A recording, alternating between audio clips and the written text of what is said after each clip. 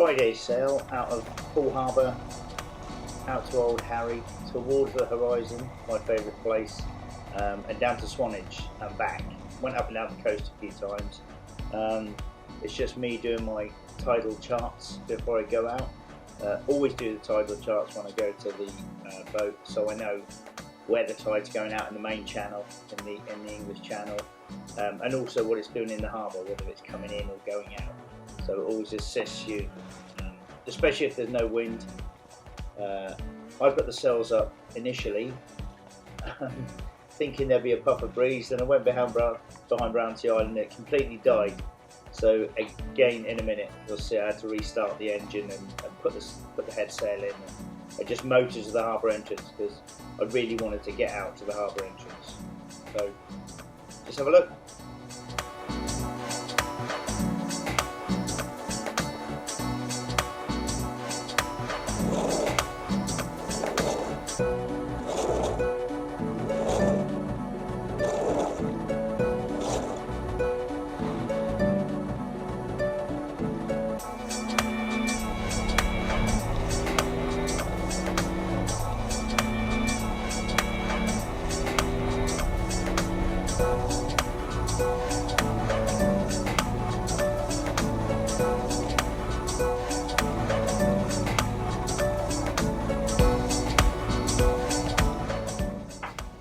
See here, southwesterly wind, so I'm right behind Brownsea Island, so no wind at all, nothing happening at all. And as I said, I just wanted to get out to the entrance and get out to sea, but as soon as I went round sort of the southeast side of Brownsea Island, I could feel the wind coming across the Purbex, and when I got out to sea it was about between 15 and 22 kind of knots, on and off. So really nice fresh breeze, beautiful day, and it was a Friday, so nobody out. Perfect.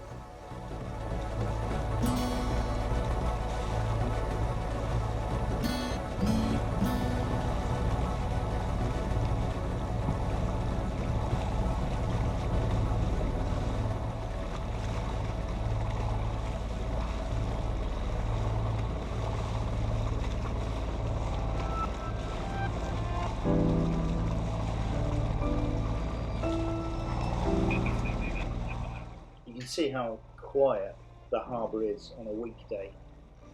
I'm lucky enough to have loads of time off during the week, work some weekends, but take the rough with the smooth.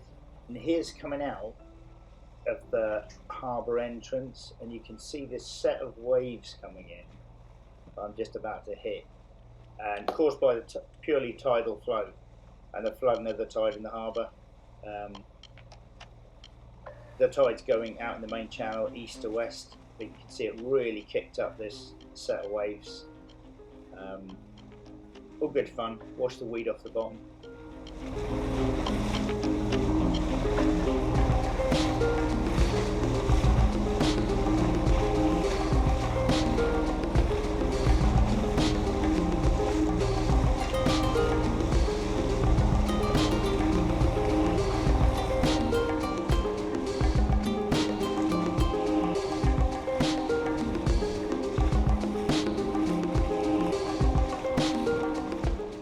I had the cruising chute out ready to hoist, all ready to go, but I didn't really know as I got out past Old Harry into the main English Channel.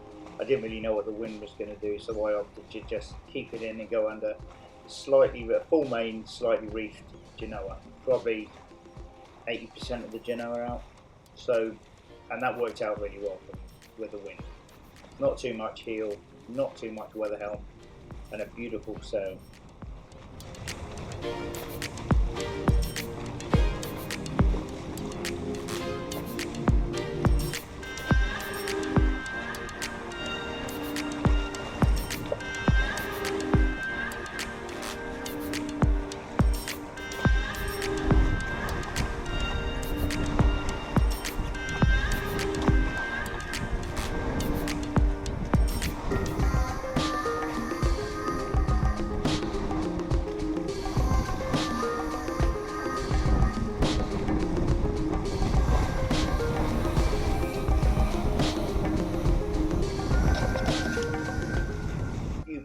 about sailing boats though, mainly.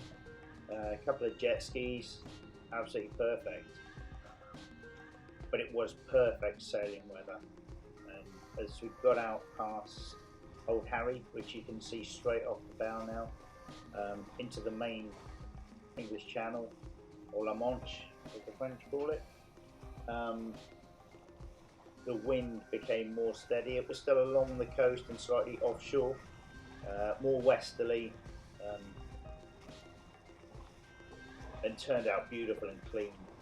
Slight swell, but nothing too heavy, and a perfect day. This is what we need more of. Coming into winter, we get more when the storm has calmed down a bit, and you get these beautiful steady west to northwesterlies. It's certainly not out of the question to do a channel crossing in the winter. Just put a bigger coat on.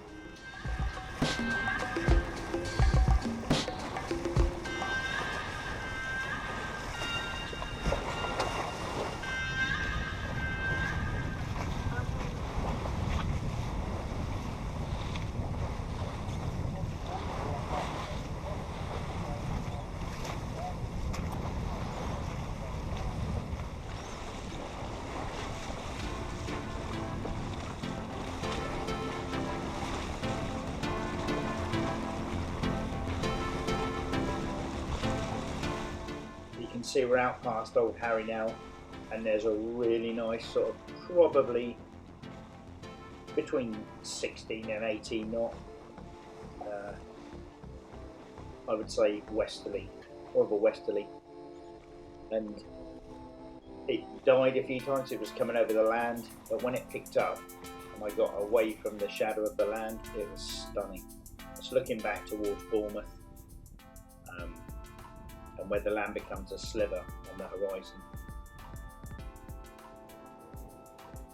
And then out towards the horizon, and you can see Old Harry there on the left of the screen, leaving it in the distance.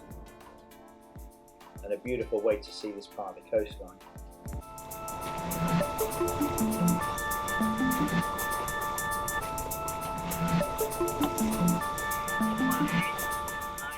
And for an old tub, we're clipping along nicely at 6 knots with like a 16 knot breeze, and she goes really well, really nicely balanced on these conditions, and trim the sails in accordingly or reef down accordingly.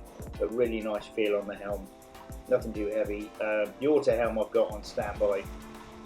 You can see me looking for the land because coming up to the cliffs there is a ledge as you approach the coast, so just keep an eye on the depth, but there's plenty of water there, and tacking up towards Swanage now.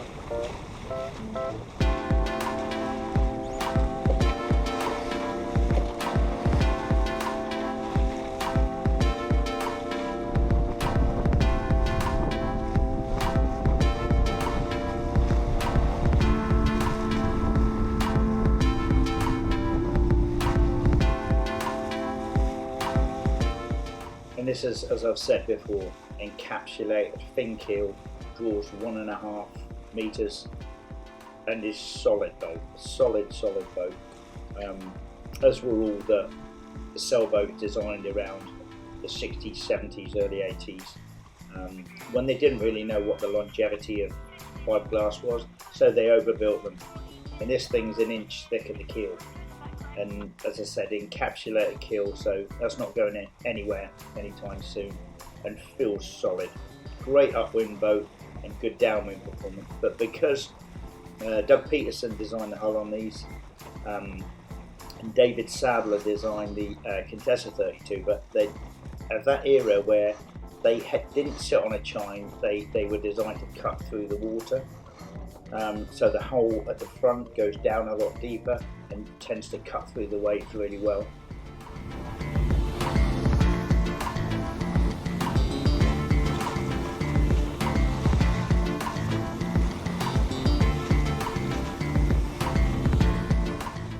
Now it's looking northeast towards Old Harry.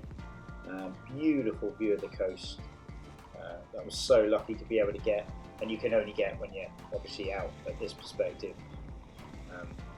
But gorgeous, gorgeous sailing waters, and as you can see, empty. The odd few boats you can see tacking up towards Weymouth and coming from the Isle of Wight the other direction. But yeah, this is getting out into a bit more of a, not a chop, just a gentle swell, and nothing too outrageous. But cuts through really comfortable rear cockpit. Good solid boats.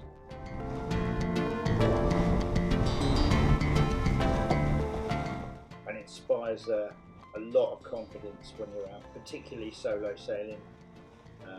You need the balance. You don't want the auto helm, if you're going up to the foredeck, you don't want the auto helm to be struggling too much and then suddenly kick out and you're luffing up into the wind.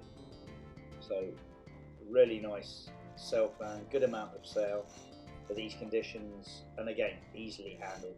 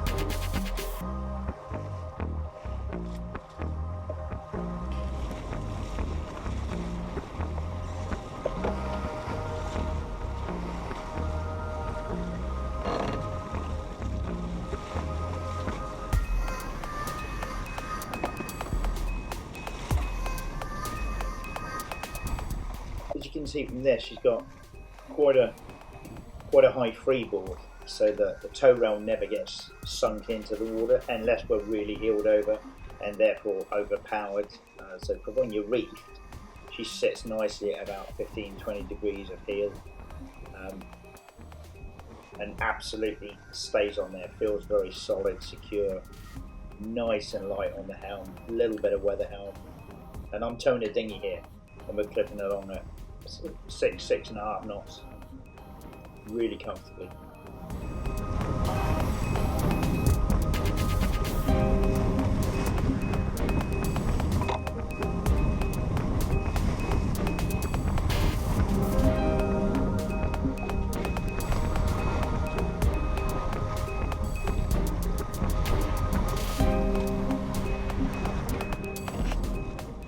Dilston Head over in the distance there. About 3 miles away you can get really aggressive tidal races, when it's wind against tide, so I tend to prefer to go out to sea about 4 miles and avoid that, and also St Albans Head, which is another, say, 15 miles down the coast. Always good to avoid it.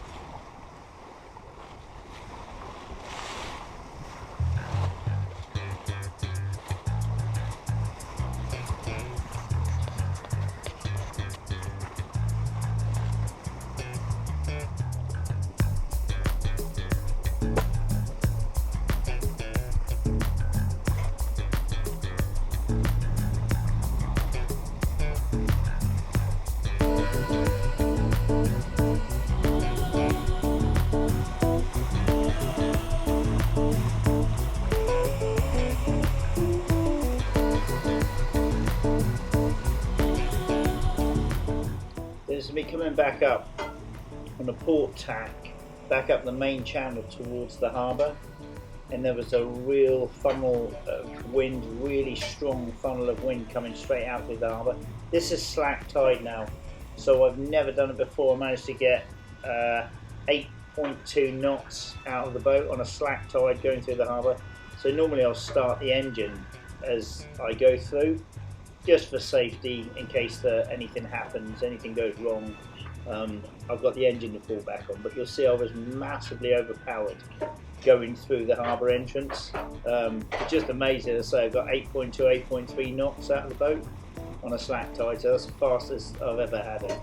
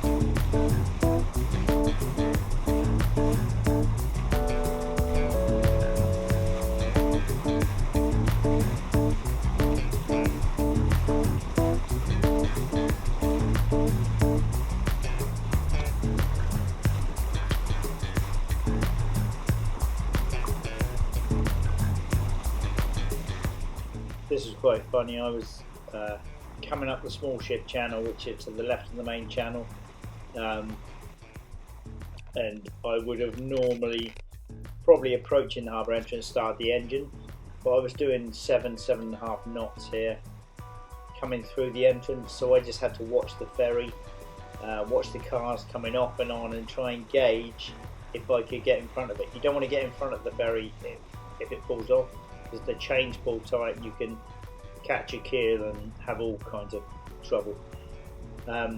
So I'm watching the cars go on, and bless him, the ferry captain actually let me pass ahead of him, because at that point I was, as I say, doing 7.5 knots, no engine, just thought I made a beeline for Brownsea Castle, and just headed straight in. But superb sail, fastest I've ever had out of her, which is sort of 8.2 knots, 8.3 knots. So great sail.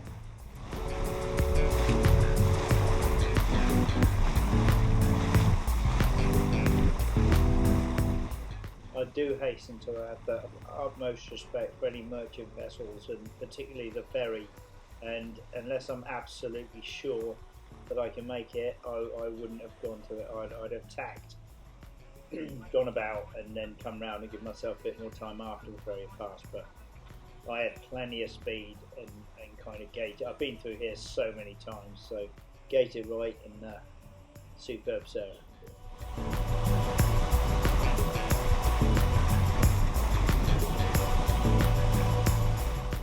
Again, you can just see this this downburst, this wind coming towards me now, and this is when I started to accelerate. You can just see it coming up to me now and hitting. You'll see the boat heel over and then just accelerate, and that took me right past the last forehand marker and straight through the channel, and luckily this sustained all the way through.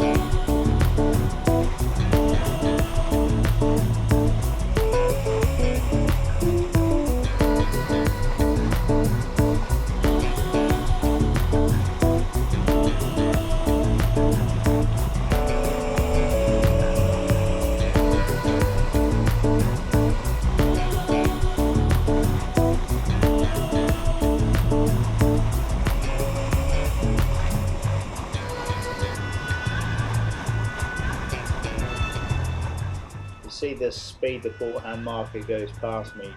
This is slack tide, so this is speed over ground, and I could see the cars pulling onto the ferry, and then they just stopped. So I thought, right, this is my time, I've got to go now, and I see the ramp lifting and just thought, go for it. So made it through. Fair play to the captain, give him a wave after, say thanks, and yeah, all good.